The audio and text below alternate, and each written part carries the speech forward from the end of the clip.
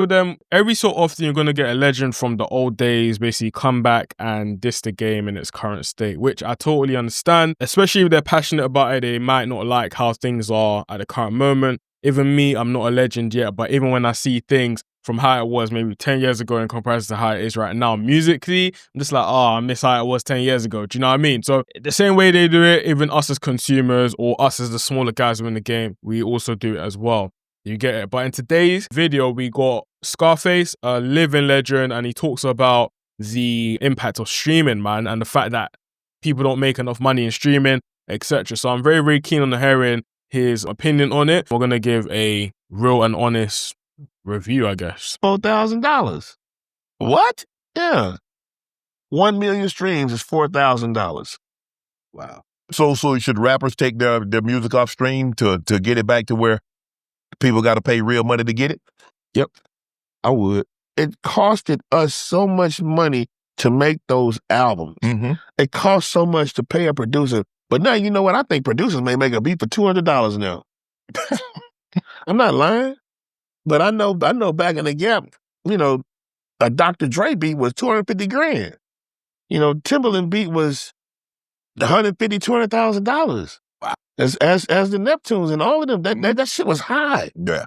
So it would be shameful to get a beat from these top-notch producers and then have to put your shit on a stream and wait for it to stream. Wow. You know what it is? I understand his sentiment. I understand the fact that, for example, he's kind of hurt at the fact that, look, artists don't get enough when it comes to streaming. And to be honest, I not only understand it, I resonate with it because everyone wants to get paid for their work, you know, their creativity. But the reality is we're not in the olden days where people used to make a lot of money from physical copies because you would have to actually go to a store physically and invest your hard-earned money to basically listen to someone's song, you know? So even when it came to labels, the cut that the label was getting, the cut that the artists were getting was insane. Like, people were really eating back then, kind of vibe. So unless you're a massive artist right now, you're not really benefiting from streaming as much as, for example, they were back then. But what I would say is that as the production of music has gotten more affordable, in my opinion, it's benefited a lot of people. I myself, I wouldn't be creating music, for example, if it wasn't for the fact that, you know, when I started, when I was thinking, I was like 15, 16, and I went on, I think it was like eBay or Gumtree or whatever, and then I bought like it wasn't even a Focusrite, it was a Presonus, right? The sound card. I bought me a sound card for like £100. I bought me a mic for like £30. I bought me headphones for like £20. So all in all, less than like, let's just say 200, 250. And of course, I had a Mac as well at the time anyways. But that initial setup birthed my own career and birthed a bunch of other people's careers as well. Do you know what I mean? So I'm a testament of music creation getting cheaper. In terms of earning on the back end though, it's now time for artists to be a bit more creative in how they want to monetize the back end. Because at the end of the day, if you're relying solely on your streams to make a living from this stuff, you're going to be in a very tight position. Do you know what I mean? Like I said, unless you're part of the maybe top 1%, that these men are getting like 10 mil streams per song or whatever it is. Look, don't rely on the streams. You need to start selling direct to your consumers, selling direct to your fan base, maybe getting some merch on deck, getting communities on deck, giving them some content, doing shows, all this type of stuff. I've been creative, think outside the box, do you get it? So I don't necessarily believe that it's killed the music game entirely. What I believe it's done is that it's changed the way that artists need to adapt within the music game. Do you get what I'm saying? So yeah. So you got to get, so Brandon, in order to get some money, you got to do like 1 billion streams. If you want some money, yeah. So like Drake and Kendrick, they doing billions. They be doing billions of streams. So they getting money. Yeah, Beyonce, Taylor Swift. Streams, you know. But it's too much red tape, man. But again, they're talking about the top 1%, man. Do you know what I'm saying? They're talking about the artists that have gone super viral. And even in saying that, you hear time and time again how all of those artists as well, they have problems with their labels. Do you know what I'm saying?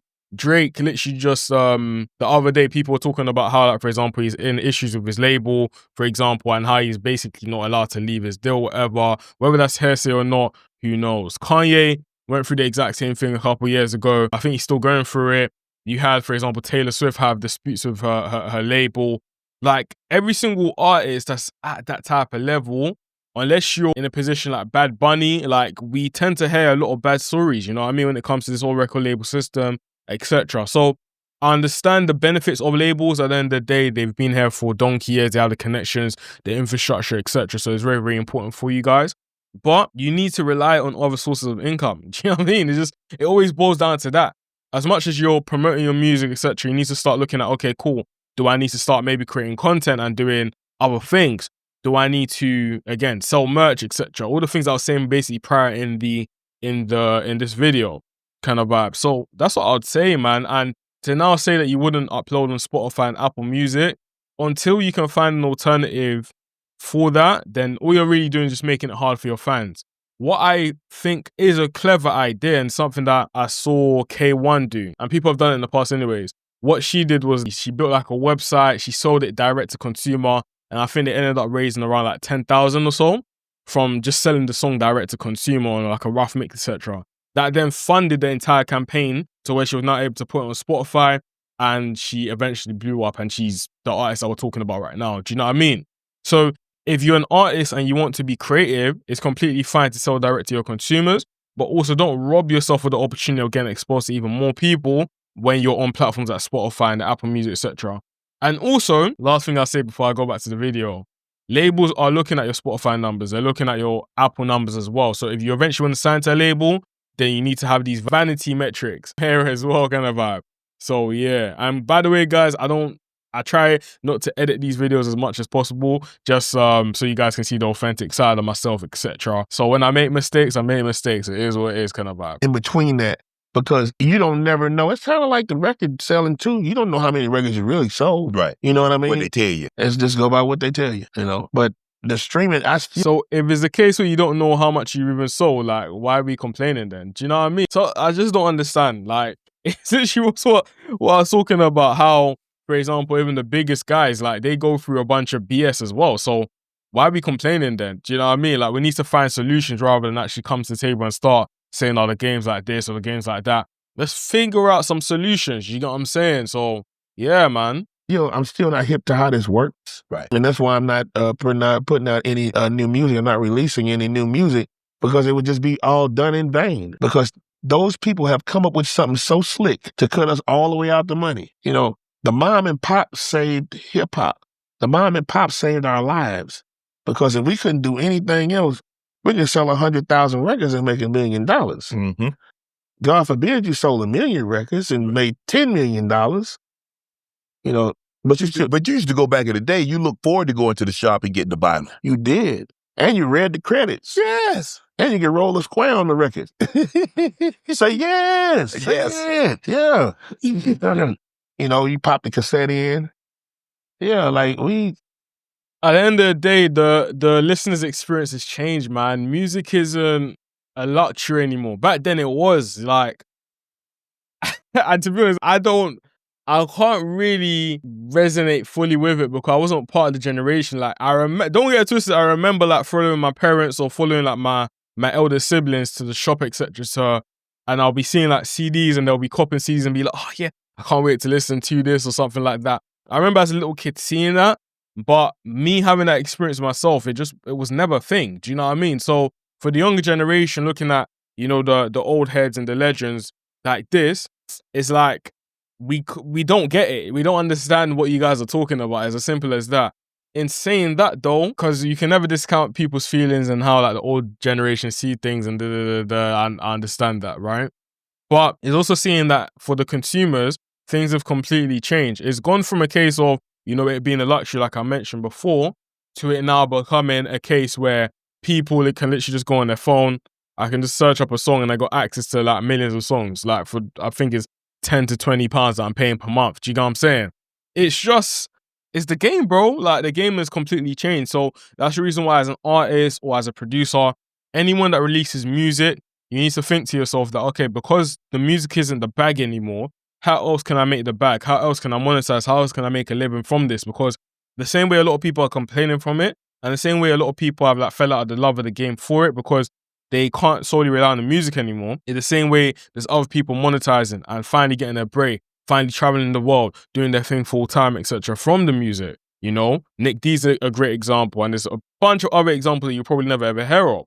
You know, so you have to be willing to put in the work and just kind of go above and beyond. I don't necessarily believe it's a case where you should just stop uploading on the platforms completely until someone just comes along and says, you know what, we're going to give you guys more. In fact, Jay-Z did that with Tidal. All my days. Tidal said that we're going to pay creators more. In fact, I think Tidal still is either Tidal or Amazon Music or Deezer. I can't remember which one it is because I haven't uploaded in a long time. But Tidal pay more than Apple Music and Spotify.